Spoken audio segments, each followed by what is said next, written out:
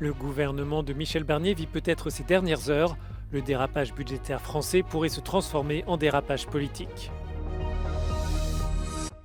Le président sud-coréen a annoncé qu'il allait lever la loi martiale qu'il avait lui-même décrétée après le vote au Parlement, une décision inattendue, contestée y compris dans son propre camp. Israël menace le Liban de le frapper en profondeur si le Hezbollah poursuit ses attaques et rompt le cessez-le-feu signé il y a une semaine. L'ex-petite amie de Giulia Cecchettin a été condamnée à la prison à perpétuité pour le meurtre de cette jeune étudiante de 22 ans qui avait secoué l'Italie l'année dernière. Un astéroïde de 70 cm a illuminé mardi soir le ciel de Iakoutie en Sibérie, lors de son entrée dans l'atmosphère terrestre.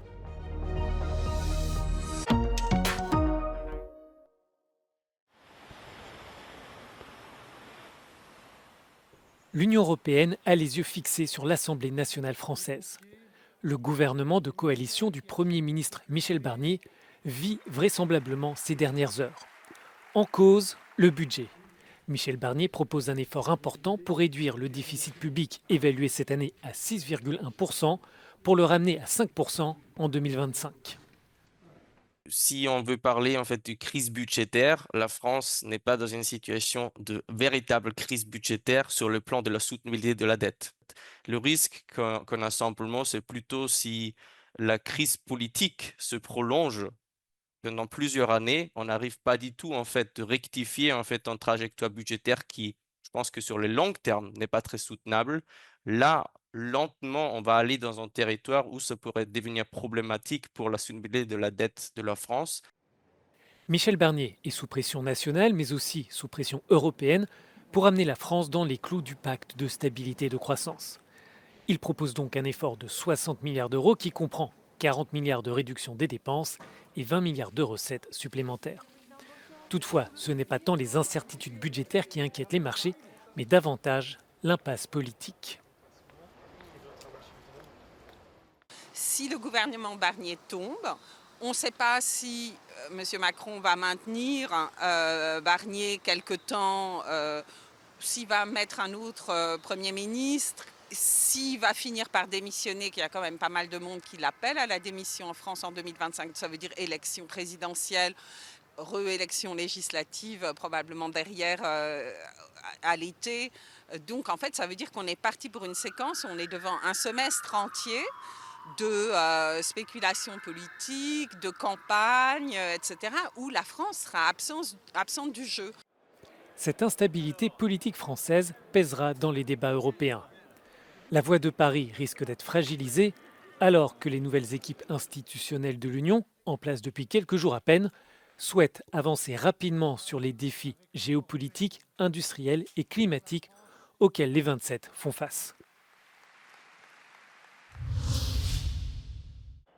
Aussitôt décrété, aussitôt supprimé. Le président sud-coréen Yoon Suk-yeol a annoncé qu'il allait lever la loi martiale quelques heures après l'avoir mise en place à la surprise générale pour protéger selon lui le pays contre les forces communistes nord-coréennes. Le Parlement sud-coréen, avec 190 de ses 300 membres présents, avait adopté une motion pour bloquer cette mesure dénoncée comme illégale par l'opposition. 저는 어제 밤 11시를 기해 국가의 본질적 기능을 마비시키고 자유민주주의 헌정 질서를 붕괴시키려는 반국가 세력에 맞서 결연한 구국의 의지로 비상계엄을 선포하였습니다. 그러나 조금 전 국회의 계엄 해제 요구가 있어 계엄 사무에 투입된 군을 철수시켰습니다. Des soldats ayant reçu pour ordre d'imposer la loi martiale avaient tenté de pénétrer dans l'immeuble du Parlement selon des images télévisées. Des assistants parlementaires tentaient de les repousser à l'aide d'extincteurs. Des centaines de manifestants s'étaient également rassemblés devant les bâtiments du gouvernement et appelé le président à démissionner. D'autres ont été vus bloquant des véhicules militaires. La décision du président Yoon a provoqué une onde de choc dans le pays qui n'a pas connu de loi martiale depuis 1980 et dont le régime est considéré comme démocratique. Le won coréen a fortement chuté par rapport au dollar américain dans son sillage.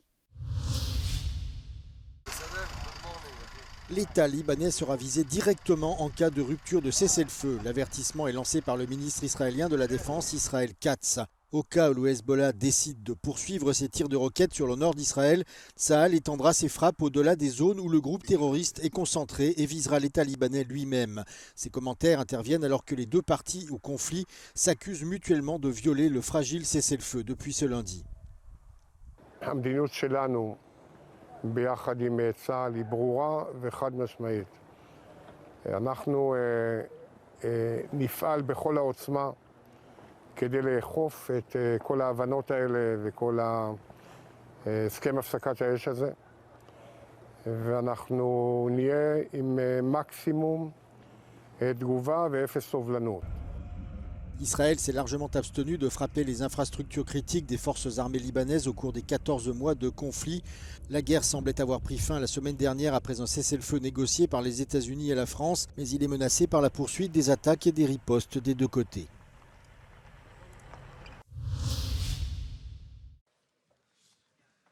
Le secrétaire général de l'OTAN, Mark Rutte, exhorte les alliés à renforcer l'aide militaire fournie à l'Ukraine à la veille d'un sommet de 2 jours à Bruxelles. Putin is not interested in peace, but we will all need to do more, especially now. The stronger our military support to Ukraine is now, the stronger their hand will be at the negotiating table. And the sooner we can end Russian aggression once and for all in Ukraine. L'appui militaire prime sur les négociations en vue d'obtenir un accord de paix, estime Mark Rutte. But I would argue, let's not have all these discussions step by step on what a peace process might look like. Make sure that Ukraine has what it needs to get to a position of strength when those peace talks start, when the Ukrainian government has decided they are ready to do so. Volodymyr Zelensky a réitéré la nécessité pour l'Ukraine de rejoindre l'OTAN sans attendre. Mark Rutte affiche un accord de principe, mais pas question de précipiter le calendrier, compte tenu de l'hostilité de Moscou à cette démarche. Pour l'heure, l'OTAN se contentera d'accélérer le partage de données en matière de renseignement et de renforcer la protection des infrastructures stratégiques.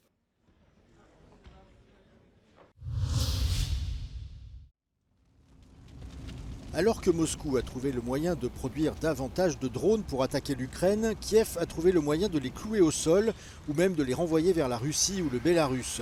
Lors d'une des récentes attaques, près de la moitié des 110 drones Shahed lancés sur l'Ukraine ont tout bonnement été perdus. Comment? Voici l'explication.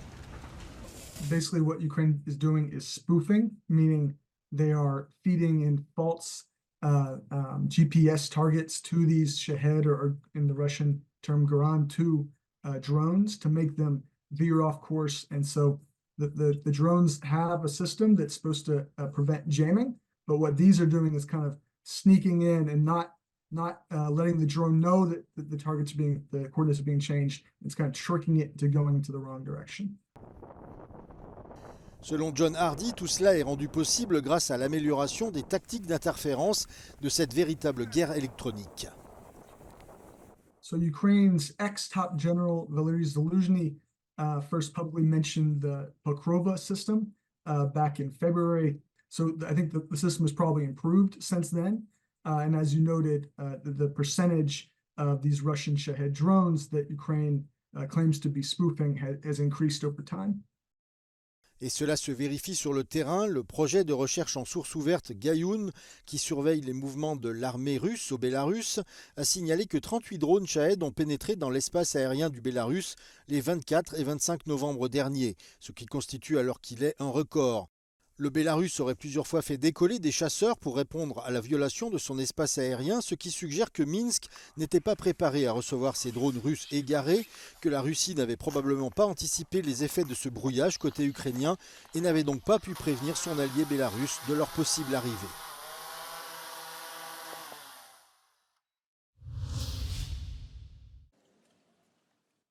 L'ancien ministre et ex-commissaire européen Didier Reynders a été entendu par la police belge et son domicile bruxellois perquisitionné ce mardi.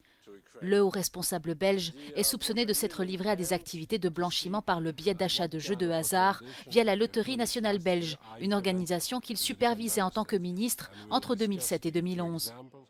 Plusieurs médias belges rapportent que l'enquête était en cours depuis des mois, mais que les forces de l'ordre ont attendu jusqu'à la fin du mandat de Reynders en tant que commissaire européen ce dimanche, qui marque également la fin de son immunité parlementaire. Lors du premier mandat d'Ursula von der Leyen, Didier Reynders avait dans ses compétences la question de la protection de l'état de droit au sein de l'Union européenne. Cette année, il était candidat à sa reconduction comme commissaire européen désigné par la Belgique, mais son parti, le Mouvement réformateur, lui a préféré Adja Labib, qui était chef de la diplomatie belge depuis juillet 2022. L'ex-petite amie de Giulia Cecchettin a été condamnée mardi à la prison à perpétuité pour le meurtre de cette jeune Italienne de 22 ans qui avait secoué l'Italie en fin d'année dernière. L'étudiante avait disparu en novembre 2023 après s'être rendue dans un centre commercial avec son ancien compagnon. Son corps a été retrouvé une semaine plus tard près du lac Barcis au nord de Venise. La jeune fille avait été poignardée près de 70 fois. Chiaro che è stata fatta giustizia, la rispetto, però penso che dovremmo fare di più come esseri umani, perché non dovremmo trovarsi in questo momento a discutere di pene. Io penso che la violenza di genere non si combatta con le pene, va combattuta con la prevenzione. L'affaire a suscité une grande colère en Italie et a alimenté un débat national sur les violences envers les femmes. Lors des funérailles de sa fille l'année dernière, le père de Giulia Cecchettin a exhorté les familles des victimes à être des agents du changement, dans une culture patriarcale qui selon lui sous-estime souvent la vie des femmes. Un petit astéroïde a illuminé mardi soir le ciel de la République de Iakoutie en Sibérie. Selon l'Agence spatiale européenne, le météore mesurait environ 70 cm de diamètre et n'a été découvert que 12 heures avant son apparition dans l'atmosphère terrestre. Les autorités de Iakoutie ont été placées en état d'alerte à l'approche de l'astéroïde, mais aucun dégât n'a été signalé.